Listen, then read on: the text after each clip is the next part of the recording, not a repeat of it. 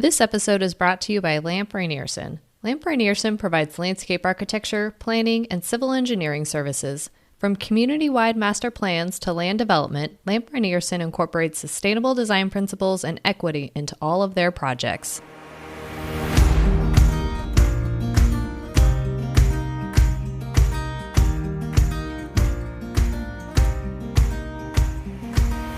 You're listening to the Booked on Planning podcast, a project of the Nebraska chapter of the American Planning Association. In each episode, we dive into how cities function by talking with authors on housing, transportation, and everything in between. Join us as we get booked on planning.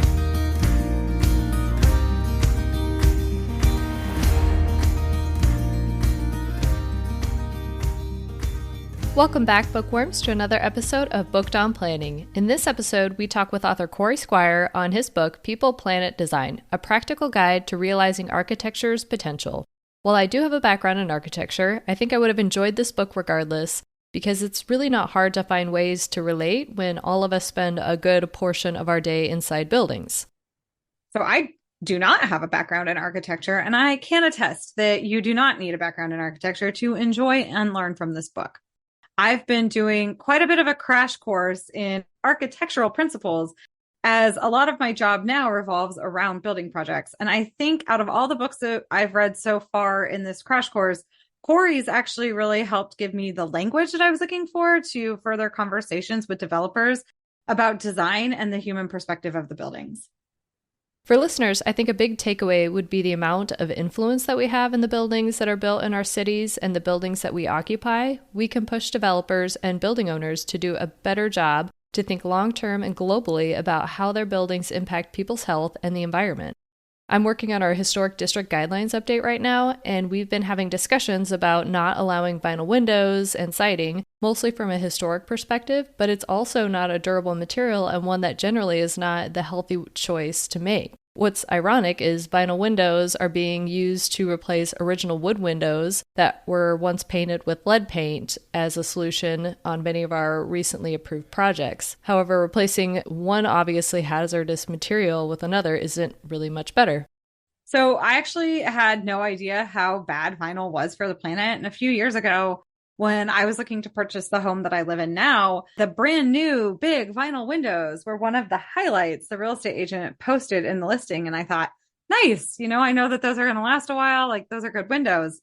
And now that I know better, I guess, should I ever need to replace these windows, since they're not going to last as long, I can do better. So I appreciated Corey's take on moving design forward, or design discussions forward. He talks about how the things that got us here aren't necessarily the things that will take us to a better future. And all parties in the design process should review our preconceived notions with each project. Well, let's get into our conversation with Corey Squire.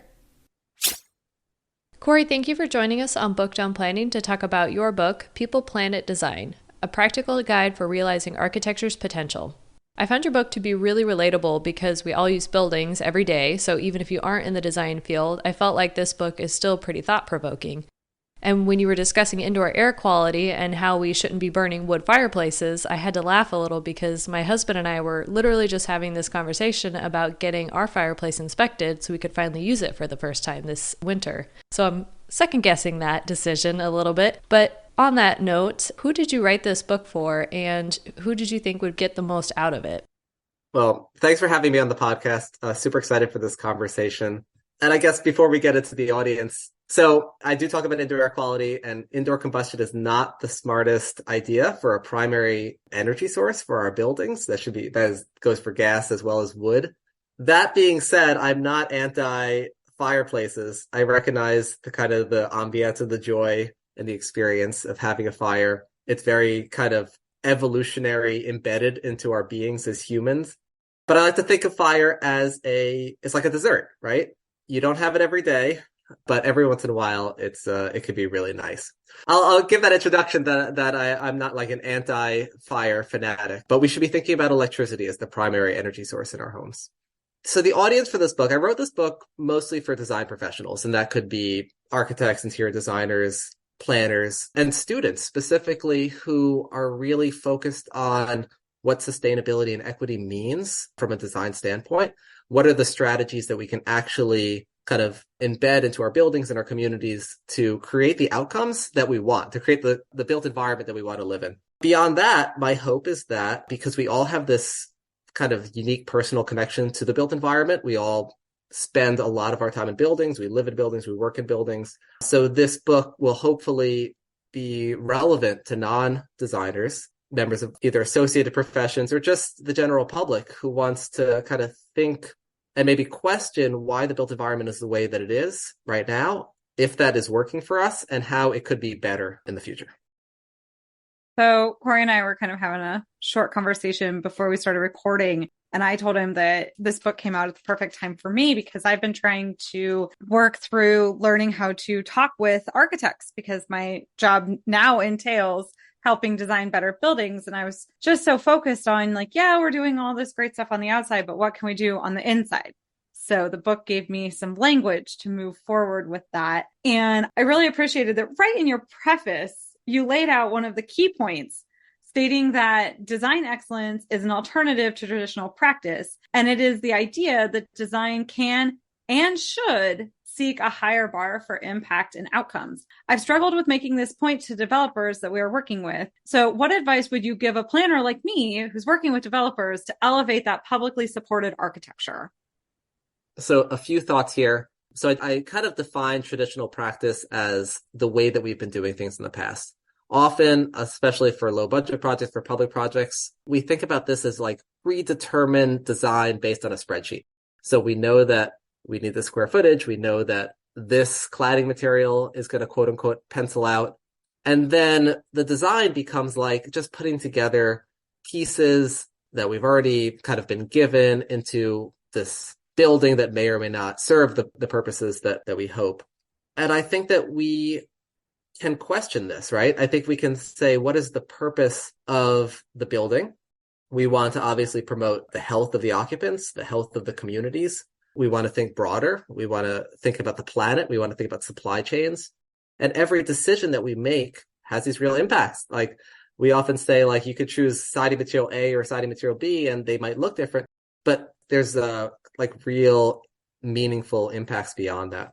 So how do you shift that conversation is the question, and it is really a challenge. But the first step is to say, the way that we've been doing things is not the only way that we can do things. There are other options. We can get together and say, what are the primary purposes for this project? What are our goals? What are other opportunities out there? And even small changes can have a big impact. So like for an example, in a certain area based on code, a certain level of air filtration might be considered standard and never questioned. But you can increase that filter and suddenly you are pulling airborne pathogens out of the air so people don't get sick as often. And you're pulling wildfire smoke out of the air so that the building can be occupied kind of during smoke and like inundation events. And those small changes make big differences. So I would say really question the premise, question the outcomes that we want, and prioritize those strategies that get us there. I know that a project has to make fiscal sense, but if I hear someone say it's going to pencil out to me one more time, it's just like my least favorite phrase. Yes, and that's you couldn't tell that because of the podcast, but I use that phrase in air quotes. I mean, pencil out is based on a predetermined priority. If our priority was to do the same thing we've always done, get this minimal viable product up and running as quickly as possible, then pencil out means kind of the race to the bottom, cheapest possible solution. If your priorities are different, if health is the priority, right? If emission reduction is priority, the concept of penciling out means a very, very different thing. Yeah, and you start the book out by saying that it's not usually just cost that determines bad building designs, but there's other factors at play, so setting out those goals ahead of time can really set you on the right path. Lincoln, like many cities, has various sets of design standards that projects need to adhere to, and many have site plan review standards that really get into building orientation and design, giving our profession a certain degree of say in how a building is constructed. What would you say are some key guidelines that cities should have in place to also encourage building owners and architects to be more thoughtful about the environment and health impacts of their designs? Yeah, I think that we probably want to take maybe a longer view in terms of codes and regulations than we are currently. Like, obviously, there's energy codes in all of the places that we design. Some might be more advanced than others. There's life safety, right? We want to make sure that People are not going to die in fire. People are not going to fall out of the buildings. We have these regulations to keep people safe from momentary extreme events. And we have regulations to keep energy use in check. But we don't have regulations around long-term exposure. So if we were going to fill a building with toxic chemicals, for instance, and people get sick over time, or if we were not going to have appropriate air changes, and let's say that in a school and students' learning outcomes suffer from that, we don't really have those regulations in place. So what I would say to city planners or policy people or those who are writing regulations is to think about the time scale of impact and time scale of benefit or harm. And benefits or harm that happen over a longer period of time are just as meaningful as those instantaneous, like, there's a fire, we need to make sure that people stay safe, right? People are spending 20 years in this building. We need to make sure people stay safe over that time period as well. While I was reading through it, I wondered how many brain cells I might have lost going to school in a 1930s, probably not all that well-designed building. You might be okay in the 30s. We didn't have that many toxic chemicals then, right? That's fair. I guess it really, when we kind of started hitting building in the 60s and 70s, Yeah. It was the addition to my little school. The addition was the problem, yeah. Shoot, elementary school, we were fine then. So you make the point that architectural projects should consider the third order function, considering long-term, far-reaching impacts of design. But doing so is difficult in today's like hyper-connected, supply chain driven world. We were talking about earlier, like we just don't have a lot of control from the public side of that supply chain side of everything. So how would you recommend design professionals start taking third order functions into consideration, since often like city staff can't be in charge of that aspect? Yeah, so this is a real challenge, but I think it's really important. And we all recognize that we make design decisions that promote the function of a building. So let's say that we have a classroom that's like designed with the appropriate lighting and spatial considerations to make it functional for education, or an office or whatever other building type we're looking at. But every design decision that we make, because our world is so interconnected, has these far-reaching impacts. So the question that I bring up in the book is, if we create a beautiful building and the occupants are happy and it's beautiful, wins design awards, all this, but it results in, let's say, exploitative labor on another part of the planet, can we still call that good design? And I think that's a really important consideration. Now, there's a lot of challenges in understanding things like far-reaching impacts. We don't always know where our materials are coming from, what's happened to bring them to the building site. But I think what we can do as design professionals and as occupants and as building owners and anyone associated with design construction processes is to recognize that there are these impacts, that if you specify material A versus material B, there are far-reaching consequences for real people, and we should care about them and we should be cognizant of that. And though we can't practically dig back every single supply chain and say, these two similar products, one of them somewhere else on the planet, the people in the manufacturing plant are being paid a fair wage, and somewhere else they're not, we could make broad, I guess, like generalizations. Like we can say, generally, more often than not, going in this direction is better than that direction. So in examples, like we don't want to use tropical hardwood for decking material because it's more likely than not to be resulting from deforestation somewhere else on the planet. And if we chose a domestic wood or a recycled deck option, like a Trex or something, it's much less likely to be causing that harm. We could think about that in terms of vinyl flooring, where a lot of PVC is manufactured in China. That might be the result of some sort of a labor camp or just very, very kind of bad labor practices. We also know that PVC, the manufacture and disposal, is going to release toxic chemicals, dioxins, to the atmosphere. And if we choose other products, if we choose like a linoleum flooring or some other bio-based resilient flooring, we don't have to know all the specifics to know that this choice will result in a better outcome. So I think we should be cognizant, and I think we should be curious. And I think we should generally have a working understanding of which materials are more likely to be problematic and which materials are more likely to be safe, and just really prioritize the ones that we could be more confident in. So that made me think about the keynote address from the Association of Preservation Technology conference last month. The speaker was Yasmin Lari, the first female architect from Pakistan, and she created this design that uses local materials and it's super cheap to build. And then she has a team that teaches locals how to build their own homes. And it really helps boost local affordable housing. And it made me think about Nebraska and how straw bale construction used to be pretty common in the early 1900s. We had a local landmark property that was built with straw bale construction that stood for many, many decades. So I wonder if it might become a trend to use these kind of regional construction techniques that address some of these issues that you've highlighted, because you know where it came from, the product's natural, there's really no major issues with the materials. Straw bale is such a cool building typology, and it is very unique and local. And I think that if we do focus on local materials, like that's a great way of just having more control and more knowledge about the supply chain. And it also builds regional character, and it also makes for more interesting cities and communities and develops local knowledge. So I think that's a great example. And from an embodied carbon standpoint, you can't do better than straw bale construction. So we touched on this just briefly about the fact that cost isn't always the reason why buildings are designed with negative environmental and health impacts, but what are some of the other reasons that are used to justify using cheaper materials or the well-known material that also can cause some damage? So, I think the cost question, like one of the primary messages I want to get across in this book is that when somebody says we can't do this because of cost, what they really mean is we can't do this because we haven't prioritized these outcomes, right? If you have a budget, obviously every project has a fixed budget. There's not an infinite amount of money in the world, but that budget is allocated based on values. And if we value the outcome of fast and cheap and maybe more square footage, that's very different than valuing the outcome of quality spaces, great indoor air quality, kind of working with the natural ecosystem.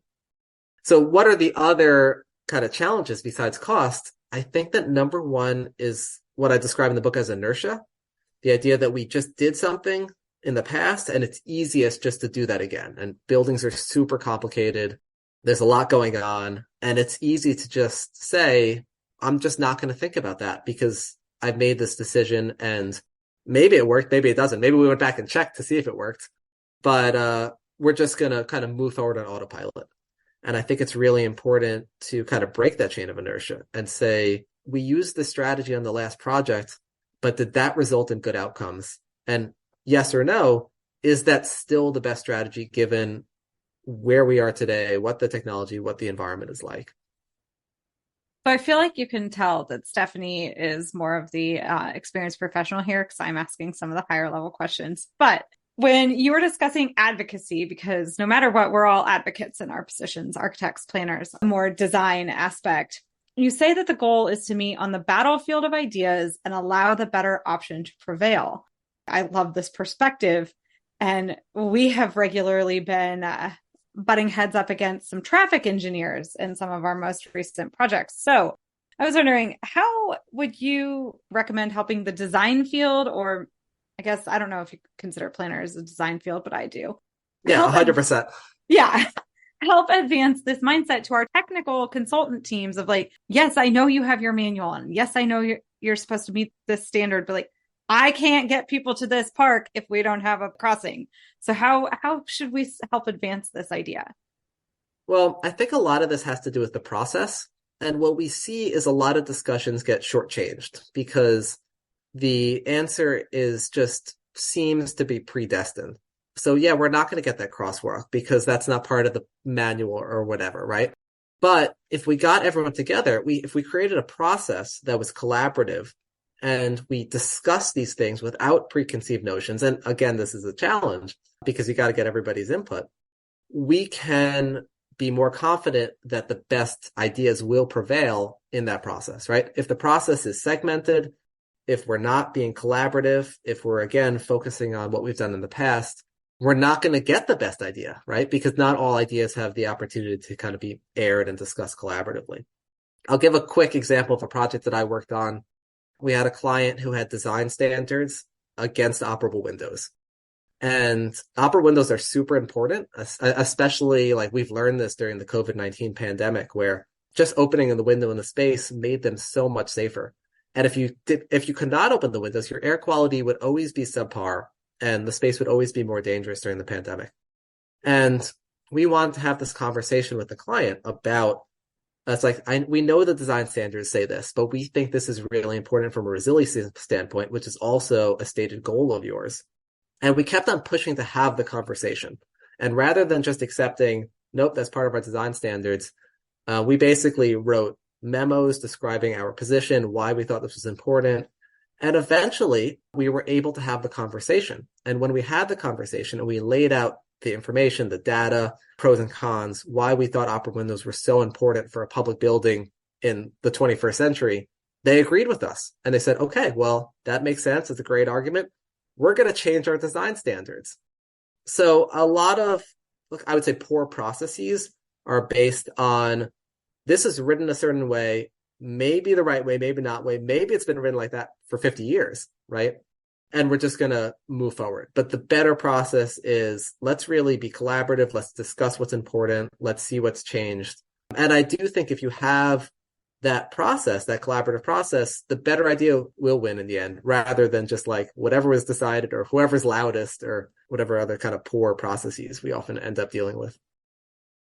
Yeah, that example reminded me that while reading this, and I'm the preservationist in the group as well, that a lot of what you're describing and the recommendations in the book are really just look at a 1920s building and bring that stuff back, like operable windows, smaller floor plates, and consider how far light can get into a building versus just relying on lighting to do the job. So also while reading this, I was listening to an episode of Cautionary Tales about the over-budget and long-delayed Sydney Opera House project that's now become this amazing architectural masterpiece. Do you think projects like these, the kind of Starchitect design masterpieces, still have a place in a world of climate change? So it's a good question, and it's something that I think that a lot of us wrestle with. Creating exotic forms for the purpose of creating exotic forms is not the basis of good architecture, right?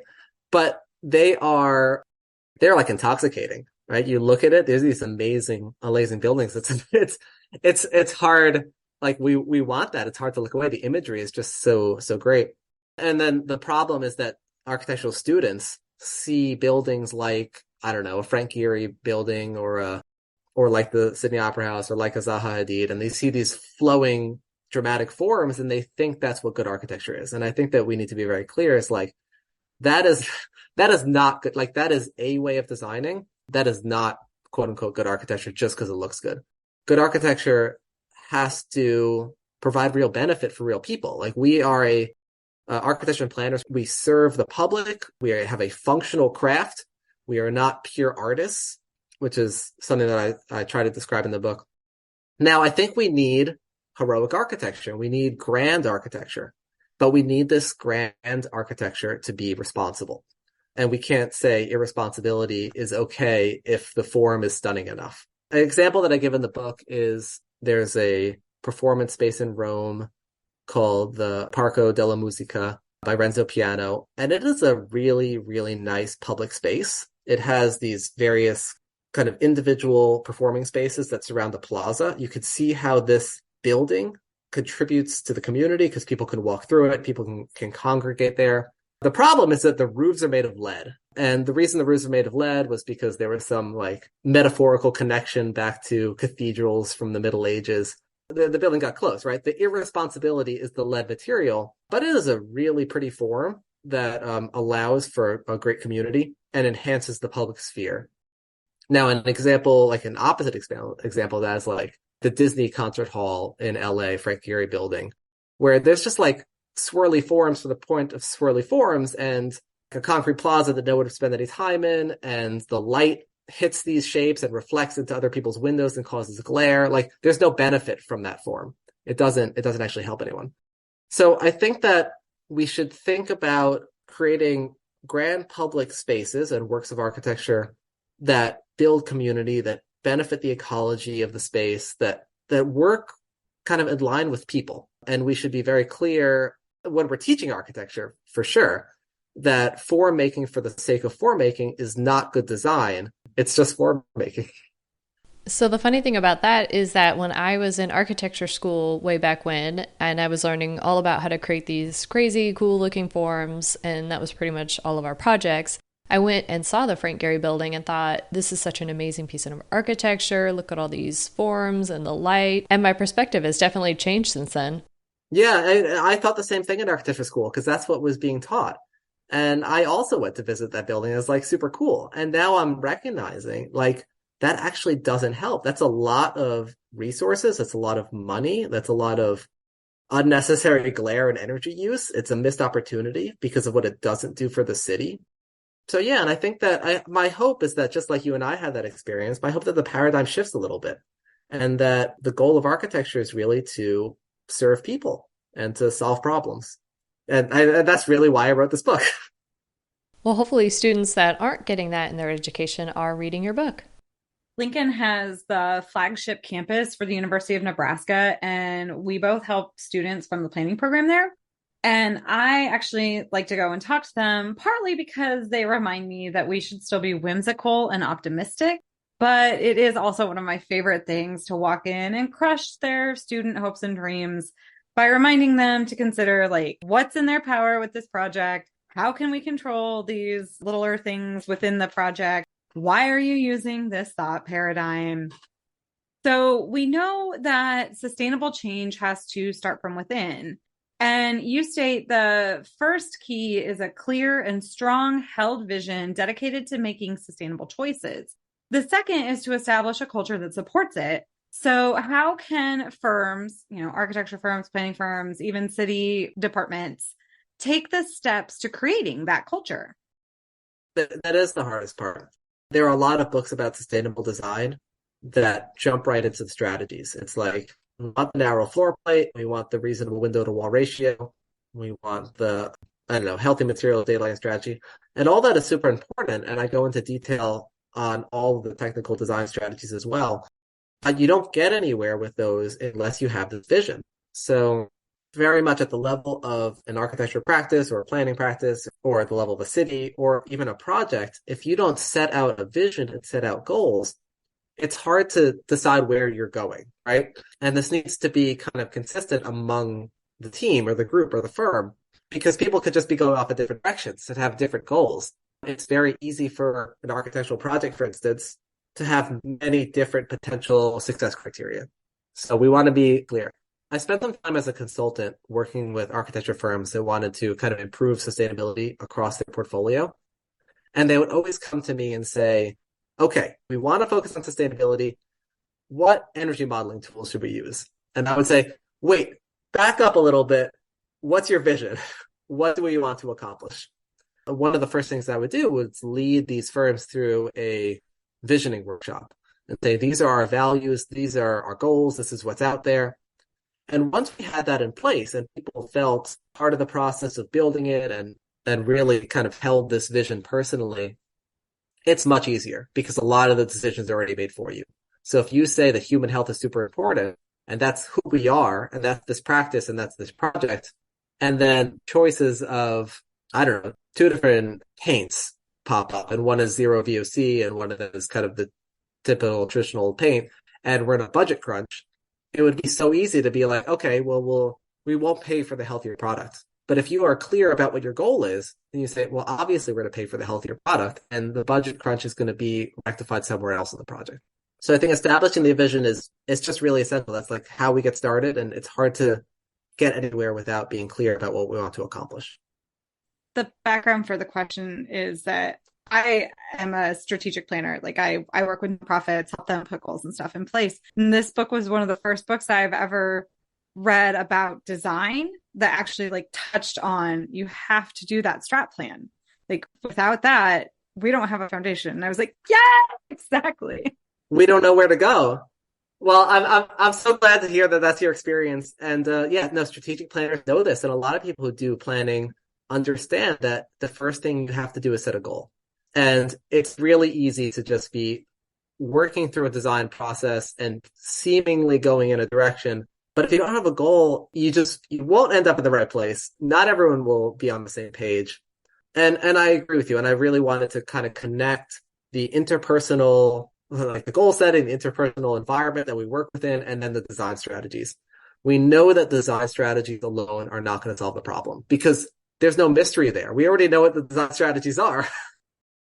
So, towards the end of the book, you discuss equity in design and bring up the baseball graphic that has the three kids watching the baseball game, standing on crates over the fence. And we actually discussed this in an earlier episode with Veronica Davis. What's interesting is that you both said the same thing. Why is the fence there in the first place? What should architects be thinking about and planners be pushing for in building designs that will increase equity? So yeah, the diagram that you're describing, it's been a powerful meme within the design community, and a lot of discussion around it. I think it's super important for kind of thinking about equity within the built environment. But yeah, there's a fence, and it doesn't make any sense for there to be a fence to prevent kids from watching a baseball game. If you're not familiar with this diagram, just search equity diagram baseball game or something on Google, and 100 renditions of it will pop up. But we need to think about what solutions we're using to solve problems that we've created for ourselves in the first place. And then maybe rather than spending the effort on solving those problems, we just don't create the problems that result in new problems to be solved. So one of the ways that I like to address this, and the way I discuss in the book, is we need to trust people. There's a lot of design conversations around, well, what if somebody does X, right? What if someone throws something out a window so we can't have opera windows? What if somebody breaks something so we have to lock it down to prevent that? And I think that when we design and build an environment where we treat users like delinquents, they're going to be delinquents. And if we treat users like people and we trust them and we bring them into the conversation and we design for their agency, they're going to be normal, noble, responsible people. So, I mean, one of the examples that I think I bring in the book is you often in public buildings see a thermostat with like a locked plastic box around it. And for me, this is a symbol of like how wrong we get this idea of thermal comfort and user responsibility and agency. And people should be able to manipulate their spaces so that they're more comfortable. And some people are going to be a little cooler. Some people are going to be a little warmer. Some people want a fan or background noise or an open window or whatever else. And if we say, no, everything's the same, and there's this person who comes in with a key who's able to control everything, like that's a real problem that we're creating for ourselves. And then we have these discussions about people not feeling welcome in buildings. It's like, well, duh, they're not feeling welcome in buildings. Everything's locked down. So I describe a solution to this as trusting people, talking to people, making spaces where you can manipulate certain things, making a variety of spaces so people could choose places that work better for them. But we need to be very clear. If we're building a fence, is there a real purpose behind that? What are we signaling? What are we trying to prevent? What's the worst thing that could happen? If the worst thing could happen is not that bad, let's not put in a fence. We actually just started a recording around the tragedy of the commons and the pushback that theory, the economic theory, is getting at this point. And it's like, when you start with the assumption of a bad actor, I really just think you end up with a bad product. Yeah, 100%. Yeah, your example was really timely because temperatures in Nebraska have dropped this last week and it's gotten very cold in our building, and it's set so that we don't have any control, and our planning department wing has been so cold that staff are wearing gloves and everyone's bringing in their space heaters, so we're taking it upon ourselves to make our space work for us, but we definitely don't feel welcome or want to work in such an environment. Right, because it wasn't designed for you, right? That's a problem. People feel like just buildings were not designed for them. And I think that's a real problem. Our heating and cooling comes from a company called District Energy Corporation here, and it's a steam and chill plant. And so in theory, we're doing a really great thing because it's supposed to be like so much more energy efficient and bringing it through and whatever. But because of the way that the pipes lead into our building and how the heat or the cold air gets pumped through, it takes forever to change the temperatures in our building. And so on weeks that like the temperature quickly plummets, DC has to switch over all of the way that they are, like they were just doing chilled air. So now they have to switch over to get steam pumping, and it takes forever. And is it really energy efficient? Because we're all bringing in our little space heaters and we're all pulling off the grid really hard. And so we're having this conversation with our redevelopment agreements of like, we kind of want to encourage our developers to sign on to DEC because we just put in all this, multi-million-dollar infrastructure to create this. And it's like, but again, is it the best option for the end user? I don't know that it is. I'm going to make a quick pitch here for a great thermal envelope on buildings. So for new buildings, I mean, temperatures do swing and mechanical systems do take a while to keep up, especially the like intensive, expensive ones that we typically want in our buildings. A lot of this could be solved with a building envelope. So if we do design with better windows, if we design with more continuous insulation, we're creating much more comfortable spaces. We're decreasing our reliance on mechanical systems, and we're preventing those dramatic swings, right? That alone, that's a design solution that solves a lot of problems. So it's just an example of how all this is connected, right? The equity, the controls, the systems, the energy use, the building design, it's all connected. And there's lots of ways of approaching this. And generally, I think that we can design better overall buildings with better insulation. You have smaller systems, you have less variation, you can have more access without the crazy things happening that people are worried about them happening. So all this is connected, and overall use less energy. I think that's a great place to end a conversation about people, planet, and design. So our last question, this is Booked on Planning. So we talked about a lot of books here. So besides your book, which obviously we've made an excellent case in this episode that everyone should go pick up and read and understand what's going on, what is at least one, we've had a lot of authors say they can't just share one, so at least one book that you would recommend to our readers? So a few books that I found really inspiring, both in my own work and also when writing my book. I'll tell you one from a planning standpoint is a book called Happy City by Charles Montgomery. And it just shows a connection between design and then human well-being. A lot of it is focused on density, transportation, community building. I think it's just a phenomenal book that architects, planners, any design professionals should read. A more recent book, Healthy Building by Joseph Allen, is a really great book that describes indoor air quality, healthy materials, and the financial benefit of creating healthier, safer spaces. And it's written both by a professor of public health at Harvard and a business professor. And they show real case studies where maybe you invest a little bit more on better systems, better materials, and you can expect to make money off of that in the future because the people are more functional. People are asking for better spaces. And the discussion about kind of development from earlier, I think that there's some great case studies to address that. We'll go with one more that I'll mention. There's this great book called Scale by Jeffrey West. It's not specifically a design or planning book, but it talks about how different systems operate at different scales. And I spent a lot of time thinking about that from my book. It talks about density of cities and kind of how many people you get in one place that leads to predictable patterns like innovation. Like the more people, the denser they are, you're going to have maybe more pollution, but also you're going to have more innovation, right? Or buildings at different scales behave differently. So super interesting, thought-provoking book that connects buildings, natural systems, urban systems. I don't know, I could go on forever. I have a recommended reading section in the back of the book. So if you purchase the book and read it and enjoy it, I totally recommend checking out a whole bunch of books that are called out in the back. Yeah, I can attest that Happy City was a really great read, and I read it a couple years ago, so I'll have to check out these other two. But Corey, thank you so much for taking the time to come on the show today and talk about your book, People, Planet, and Design. Thank you for having me. Well, we hope you enjoyed this conversation with author Corey Squire on his book, People, Planet, and Design, a practical guide to realizing architecture's potential. You can get your own copy through the publisher at islandpress.org and check out the other great titles that we've covered while you're there. Remember to subscribe to the show wherever you listen to podcasts, and please rate, review, and share the show. Thank you for listening, and we'll talk to you next time on Booked on Planning.